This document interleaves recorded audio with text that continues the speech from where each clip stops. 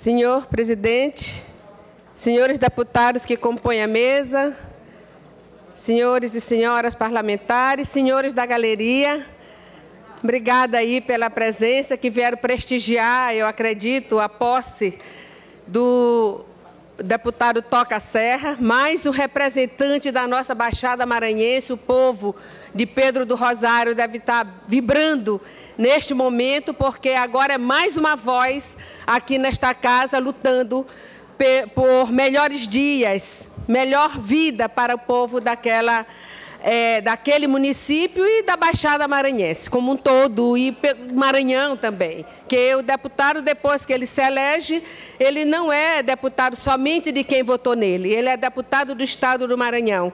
Então, eu espero aqui que o deputado Toca Serra represente muito bem e que retribua esse voto, essa confiança que o povo de Rosário e de região e do Maranhão lhe deu para representar bem o Maranhão. Meus queridos colegas deputados, eu aqui quero falar com vocês e gostaria que vocês me entendessem que não é nenhuma crítica. Longe de mim querer criticar os meus colegas parlamentares. Mas o que eu estou vendo aqui nesta casa é que as coisas estão efervescentes no nosso país, as coisas acontecendo, e nenhum de nós vem aqui a esta tribuna, e eu me incluo porque também não vim, para falar sobre a situação que o nosso país está vivendo. Aqui tem os deputados da base do governo. O governo apoia a presidente Dilma. Aqui tem os deputados da oposição, que também apoia a presidente Dilma. Mas não estou pedindo que venham aqui atirar pedra em ninguém, não. Mas o povo do nosso Estado, o povo do nosso país, ele precisa ter uma orientação. E nós que representamos esse povo aqui, nós temos que dizer alguma coisa, gente, a respeito do que está acontecendo no nosso país. E ontem eu conversando com o deputado Eduardo Braide, com outros deputados que estavam lá na presidência, e falava de um discurso que eu fiz aqui, há 2 anos atrás, meado de junho de 2013, quando começaram aquelas manifestações. E esse discurso, apesar de ser de 2 anos atrás, está muito atualizado.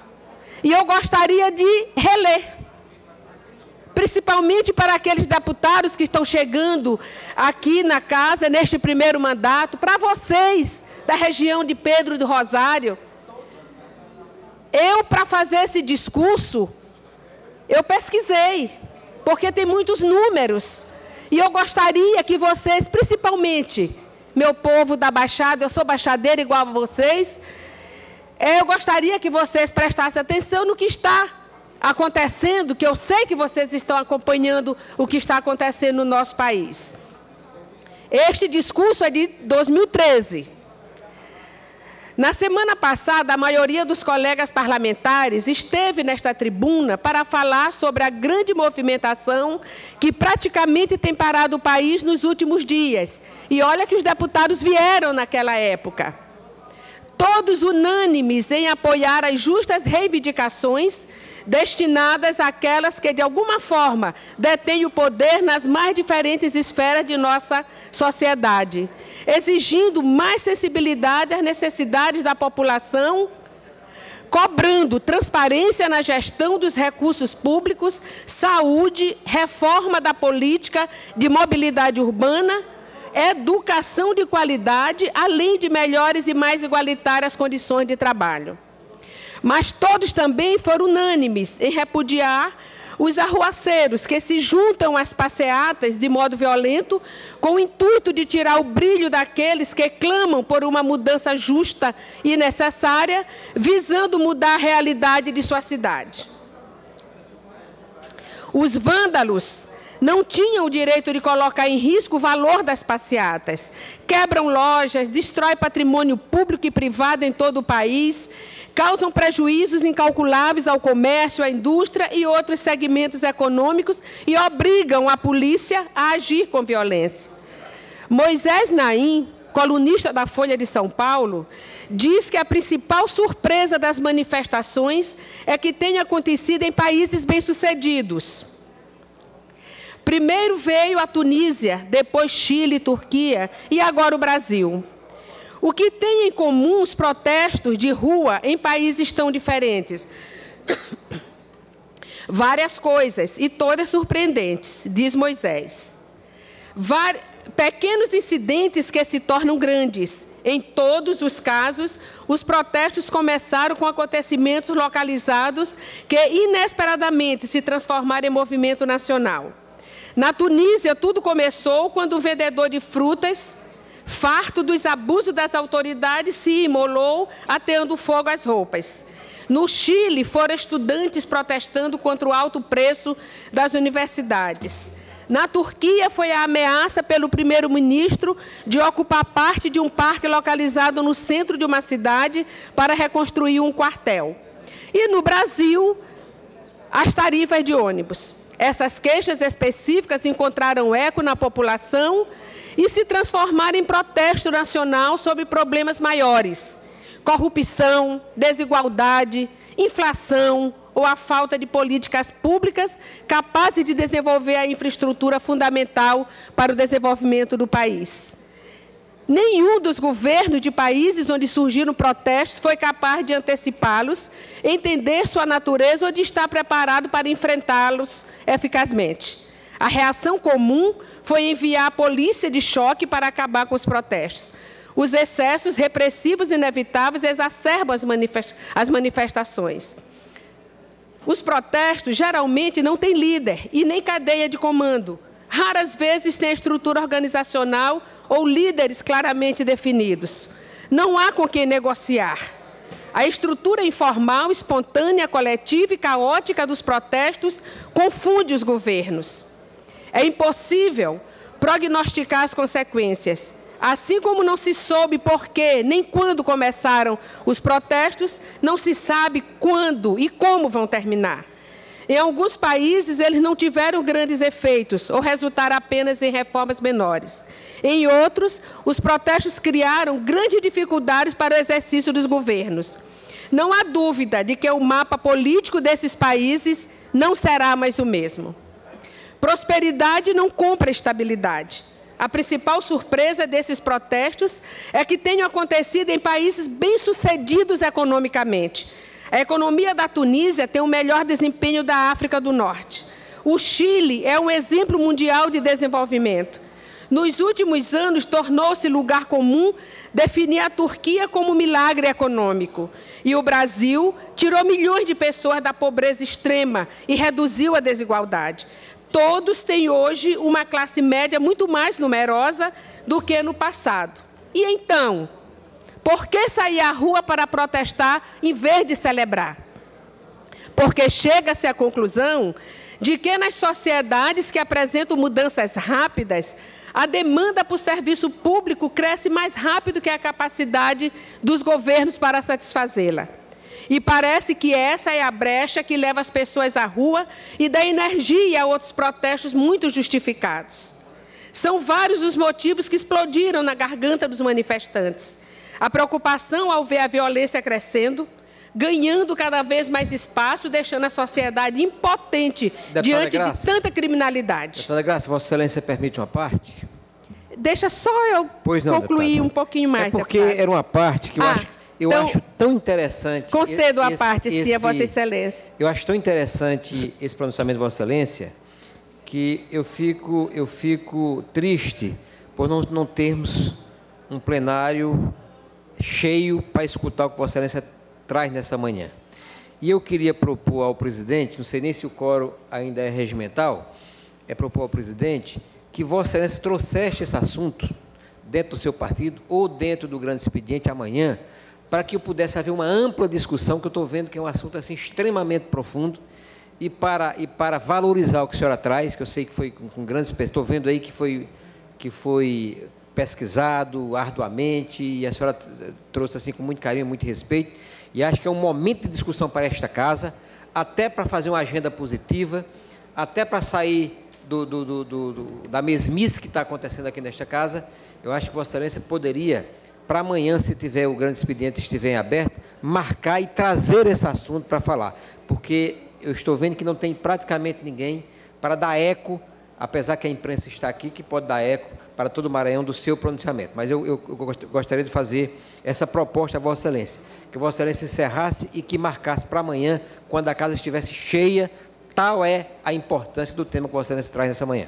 Obrigado. Agradeço, deputado Antônio. Eu conto com a imprensa para divulgar, e eu poderia até encerrar, só não encerro em respeito à galeria que está lotada, e como eu já comecei o discurso, eu gostaria de terminar em respeito à galeria, mas amanhã nós discutiremos com certeza, que eu acho que é um assunto muito importante, a nossa apatia como representante do povo maranhense não pode continuar dessa forma. As coisas estão acontecendo e nós estamos aqui como se tivéssemos amarrados de sequer dar a nossa opinião do que está acontecendo no nosso país. Terminarei junto com Vossa Excelência. Continuando, recentemente saiu mais um ranking mundial pelo GPI, que é a sigla em inglês para Índice da Paz Global, onde o Brasil, mais uma vez, nos envergonha. É o 80º colocado entre 162 países. Segundo a ONU, o Brasil lidera tráfico de cocaína. O relatório mundial sobre drogas divulgou na quarta-feira passada que na última década foi do Brasil que saiu a maior quantidade de cocaína do mundo. A falta de investimento na saúde, na educação, na infraestrutura, na segurança. Pagamos os impostos mais caros do mundo, que deveriam retornar em forma de serviço de qualidade para a população. O governo federal retém grande parte do recurso financeiro, não repassando equitativamente para os estados e municípios. E quando sabemos dos gastos exorbitantes com grandes empreendimentos, como, por exemplo, a transposição do Rio São Francisco, cujo orçamento original foi de 4 bilhões e 800 milhões, já foram gastos 8 bilhões e 200 milhões e apenas 43% da obra está concluída. Uma obra que iniciou em 2007 com previsão para inaugurar em 2010 e ainda falta 57% para a conclusão. O ministro da Integração Nacional está prometeu para 2015 e não saiu. Vários trechos já foram abandonados pelas empreiteiras e contam com rachaduras e deteriorização em vários locais. Haja vista aí a prisão desses donos de empresa, esse grupo do governo que está sendo preso, que está sendo investigado. Foi isso aqui, minha gente. Terminaram descobrindo que esses recursos não estavam indo para as obras. Esses recursos estavam indo para bolsos de pessoas que não tinham a menor responsabilidade com o nosso povo brasileiro.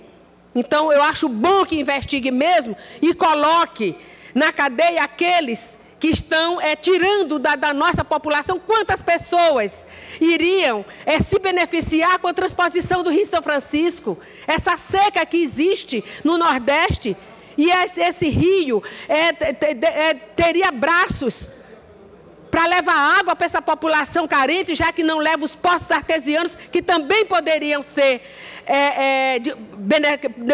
beneficiar aquele povo do Nordeste.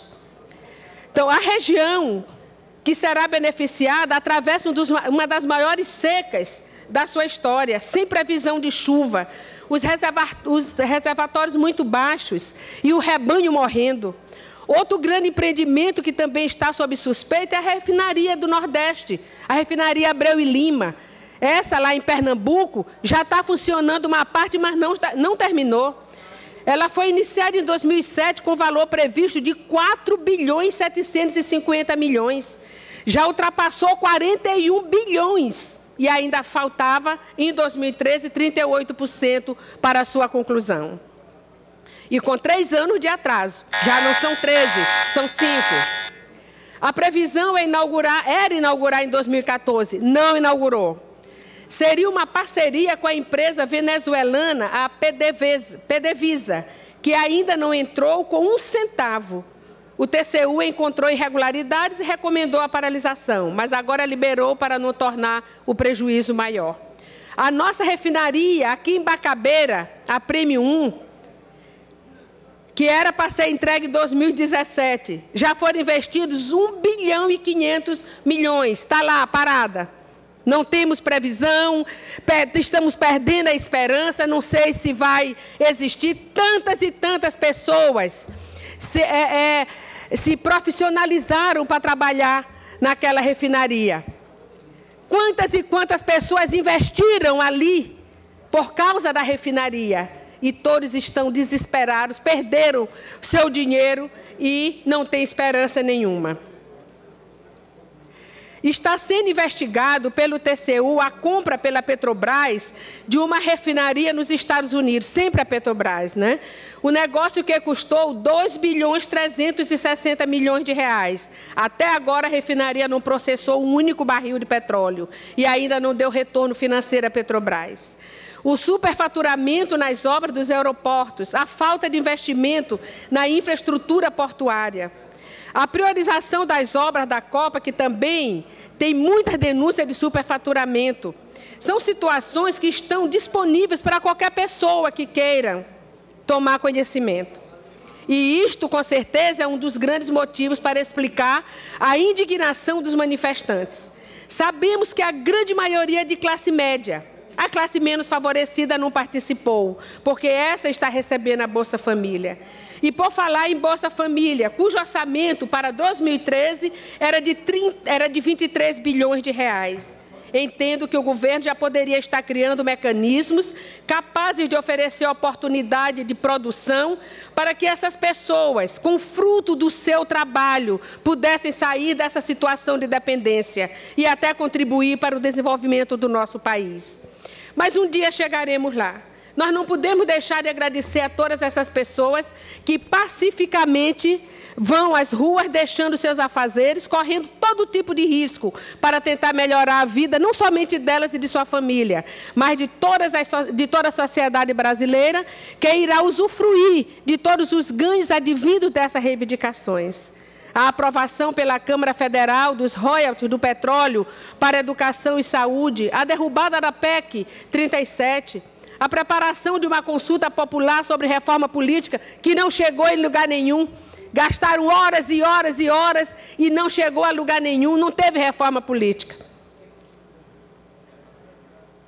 A promessa da presidente Dilma de construir 800 hospitais no país, e espero que sejam bem equipados e com médicos qualificados, de preferência brasileiros, que entendem melhor o nosso idioma e as nossas doenças. Tudo isto já é um bom começo para pensarmos que nada é em vão. Os poderes constituídos precisam mesmo dar uma resposta. É o Congresso, são as casas legislativas, federais, estaduais, municipais, é o Executivo, governo estadual e municipal e o Judiciário. Todos trabalhando em conjunto para que situações como estas não voltem a acontecer em nosso país. Muito obrigada pela atenção de vocês.